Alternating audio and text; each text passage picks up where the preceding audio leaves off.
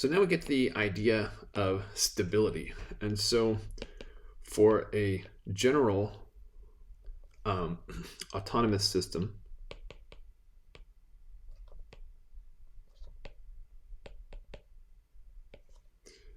so a general autonomous system, recall from the last clip, is something where x prime looks like f of x.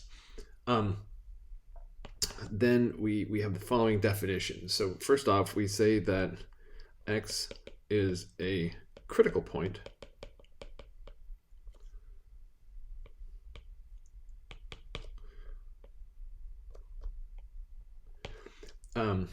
if and only if it's a zero of the function f. And this is exactly the same thing as calling it an equilibrium point. But the word equilibrium indicates that things aren't changing. So that's actually sort of more associated with the other side of the equation, namely that x prime should be equal to 0. Now, because of this equation right here, if x prime is equal to 0, it's the same thing as saying f of x is equal to 0. But critical point is just kind of because indicates that you're looking more at f, and equilibrium is more that you're looking at the fact that it's unchanging. So whatever, means the same thing. And so then if we're looking at a critical point, we say a critical point x naught. And actually, you know what? I'm going to put little sub-zeros on the other guys as well, too, just to indicate that they're fixed. Okay, so a critical, well, now I don't even know if that makes sense. Yeah, well, too bad. Okay, so a critical point x naught is stable if and only if for any given small tolerance. So we'll think of it as a distance. So this distance is like a tolerance. Epsilon. So for any positive epsilon, it is possible to ensure that a trajectory stays within epsilon of your critical point. Oops.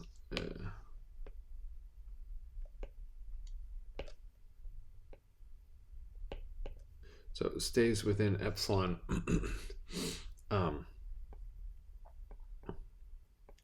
of x naught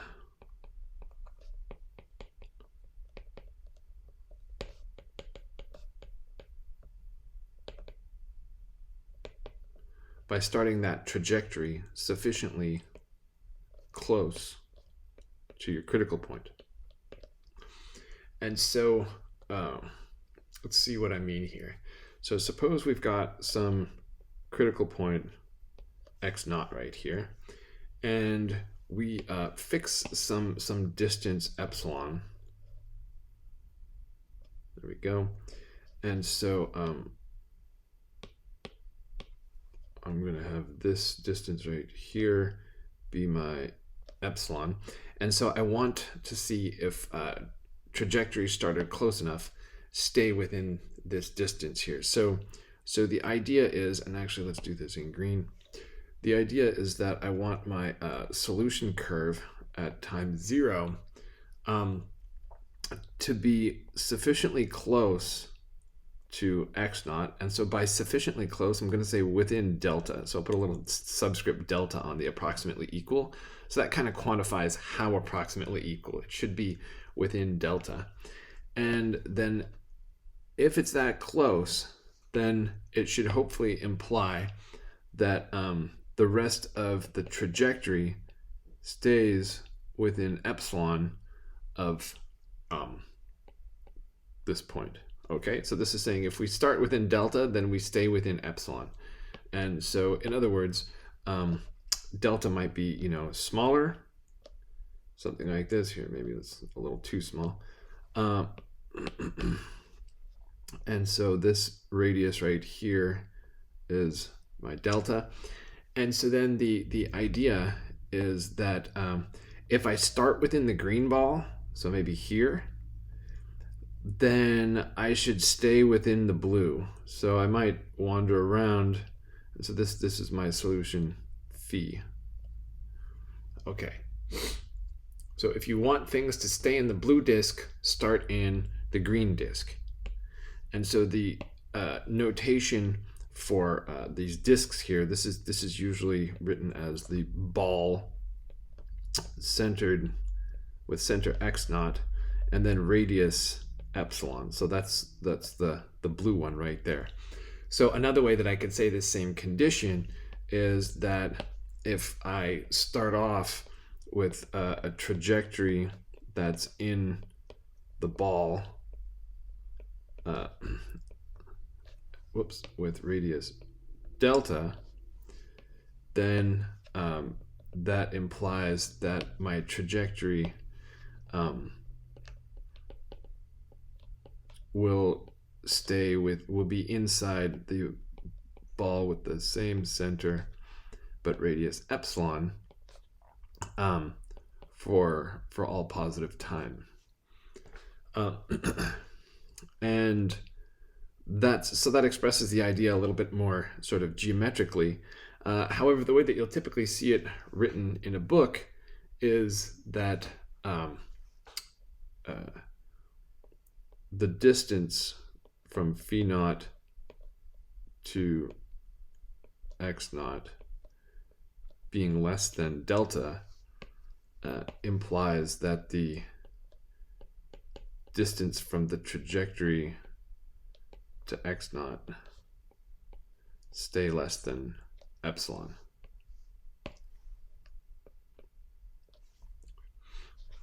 And again, that's for all t greater than or equal to 0. And so this is saying for any positive epsilon, there exists some positive delta such that this implication statement holds for any value of non-negative t. Okay, so that is going to be our official definition of what it means for a critical point to be stable. But what it means, the idea and the way to understand it, is probably best understood through this one. Okay, so then we can say that a critical point is unstable if it is not stable. Okay, I bet you saw that one coming. But that's the definition of unstable.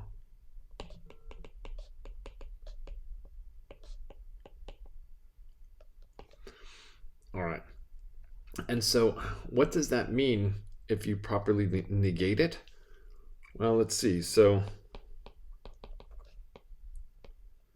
this means, well, formally from the definition, it means that there exists some epsilon such that for any delta, you can start within delta, and at some time, you'll be at least epsilon away from the starting point. So let's see. So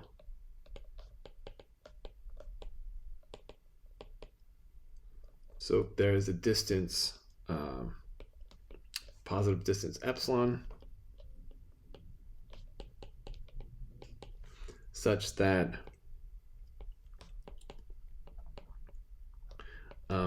any ball centered at x naught, no matter how small,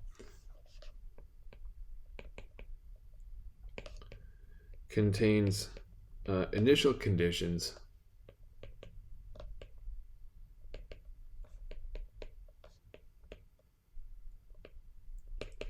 for which the solution phi t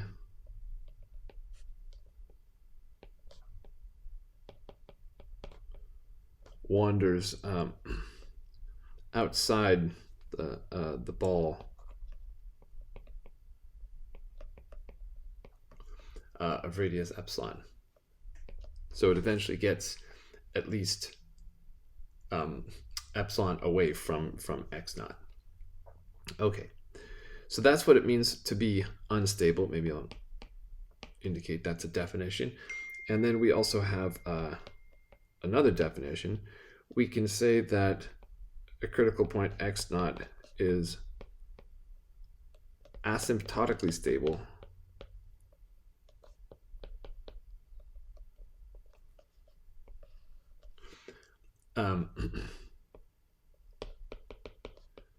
if it is stable and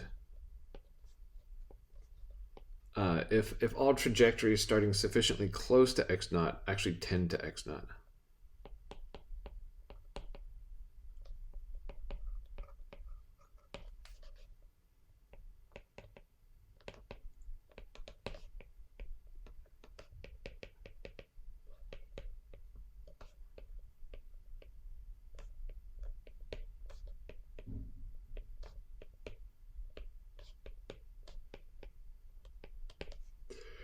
Okay, and so what does that mean? That means that there exists some sort of critical radius gamma, such that if you start off within gamma, so if you begin inside the disk of radius gamma, sorry, the center is x naught, that's what we're close to, the distance is gamma, there we go. Then it implies that the limit as t goes to infinity of x of t is this point that you're interested in. So asymptotic stability is a strictly stronger condition than stability. It requires that you be stable, and also that it has this property right here.